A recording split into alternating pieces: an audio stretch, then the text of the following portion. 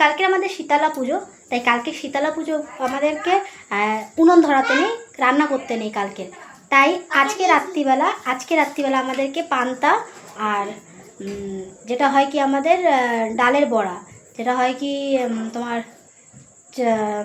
কিসের ডাল, যেটা মটরের ডাল যেটা হয়, সেই মটরের ডালের বড়া বানিয়ে রাখতে হয়। আর রাত্রিবেলা ভাত করে সেই ভাতে জল ঢেলে কালকে সারাদিন সেই পান্তা খেতে হয়। যতক্ষণ না আমাদের শীতলা মায়ের কুলো জলে ডুবানো হয় ততক্ষণ আমরা ঘরে কোনো রকমের আগুন জ্বালাতে পারবো না।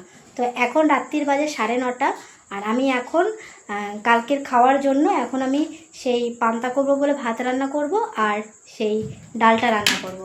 তাই তোমাদের সাথে আমি নতুন একটা ভিডিও শেয়ার করতে চলেছি, যেটা আমাদের একটা পুজো, বাঙালির একটা পুজো, যেটা আমরা যে উৎসবটা আমরা পালন করি, তো কিভাবে কি পালন করি সেটাই তোমাদের সাথে আমি শেয়ার করব।